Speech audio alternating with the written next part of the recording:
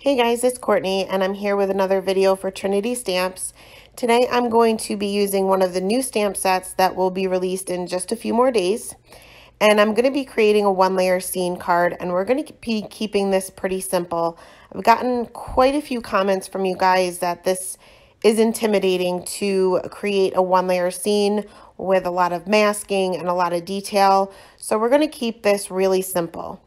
I'm starting by stamping my deer, which is going to be my main image, and I did not bother to cut out his antlers for the mask. Those were too intricate, and I knew my distress ink background would be light enough where I could color right over it.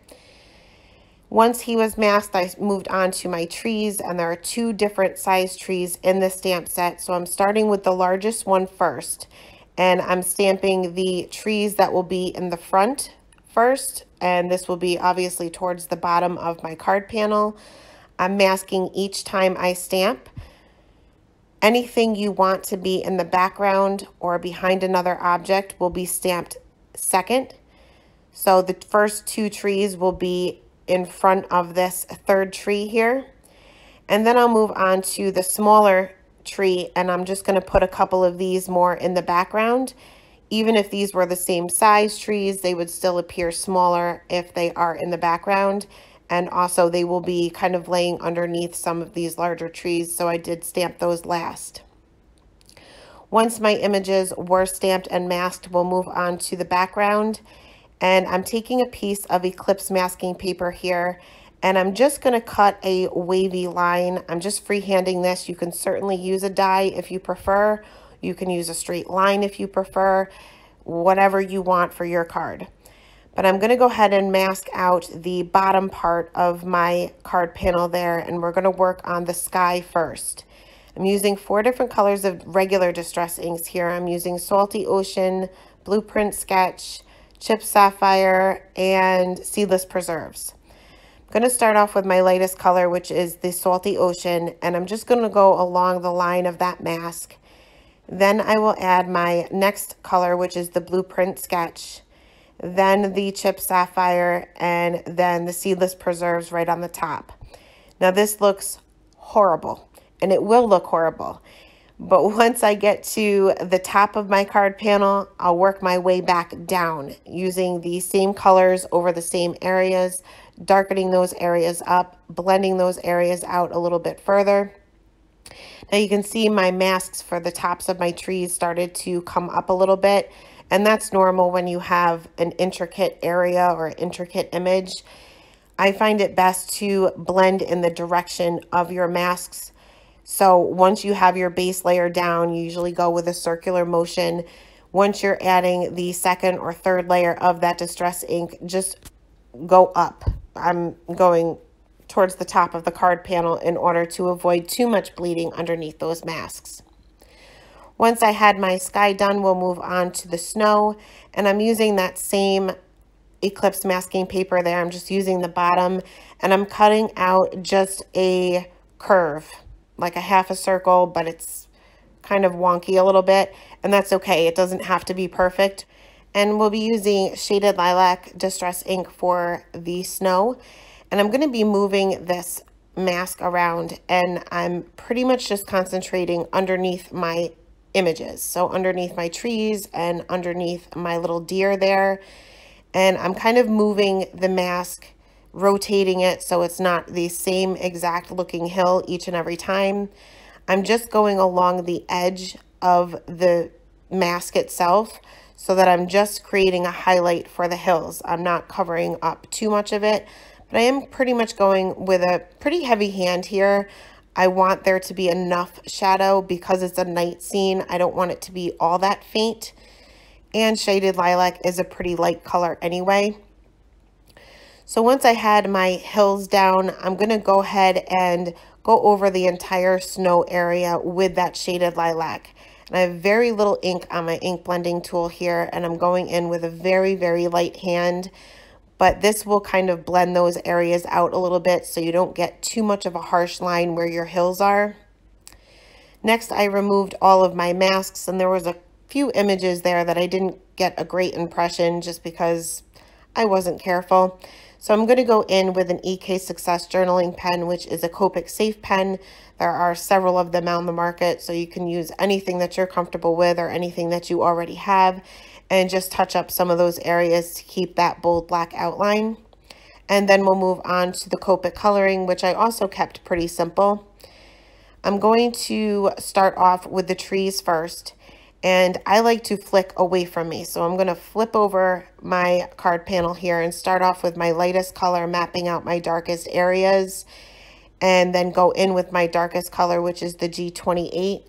I'm going to concentrate my darkest areas being right on the tip of that tree, and then underneath each of these little sections of the tree, the branches, I guess. And I'm just doing small little flicks with my darkest color underneath those little lines within the image.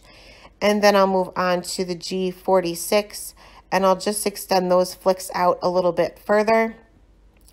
Next, we'll move on to the G24, and we're going to extend these flicks even further. Now I'm just leaving a small highlight on the bottom of each of these little sections of the tree. And when I go in with my lightest color, I'm going to go from the opposite direction. So I'm going to go from the bottom up, because I don't want to overblend. When you go over a darker area with Copic markers with a light color, you can kind of pick up some of that color and almost erase it like a colorless blender would. So I'm trying not to overblend here. For the trunk of the tree, I'm going to be using some E50 markers, again starting with my lightest color. The darkest area here would be right underneath the tree itself. Using my E59, blending that out with the E57, and then back to the E55. And I colored all of my trees the same way. Then we'll move on to the deer. So again, like always, starting with my lightest color, getting the paper saturated a little bit just to make sure my blending is a little bit easier. And this is the E30. My darkest areas here are going to be on the left side of him, where his tail is, underneath his little belly there. Usually when I add my darkest color, I'm just pretty much adding a line. I do very little flicking with my darkest color. I'm going to go over the left side of his little legs there, and these are teeny tiny areas, so you're not going to fit all 4 colors here, at least I didn't. And underneath his little scarf would also cast a shadow. Next, I'll move on to the E33, and this is where I'll begin flicking that color out a little bit for the larger areas. For his little legs, I pretty much just stuck to that straight line. Now, when you're blending this out with the flicking, it's kind of like you're dragging that color out. So you're sweeping that color away from the edge where you put that darkest color. Next, we'll move on to the E31, and I'm going to do the same thing and just extend those areas out a little bit further. Now for his legs, I didn't have room for my highlight color, so I'm just leaving my highlight color there on his back and on the right side of his neck and his little nose there that's sticking up in the air. And I'll go back in with my E30 to blend all of that out. For his little antlers, this is really teeny tiny, so I did no shading here. I'm using my E31 and just the tip of my marker. I've also had a lot of you guys comment that you have a hard time filling in small areas like this with your Copics. You'll notice that I have my marker pretty much straight up and down, perpendicular to the paper, and I'm just barely touching the paper. It kind of skips a little bit, and I did go out of the lines a little, but this is such a light color that you can go in with your colorless blender and just fix those areas up. You can easily go over regular distress inks with your colorless blender with no problem. Distress oxides, you might have a little bit of a problem. For his hooves there, I'm just using my E59 and E57 just to do a little bit of shading.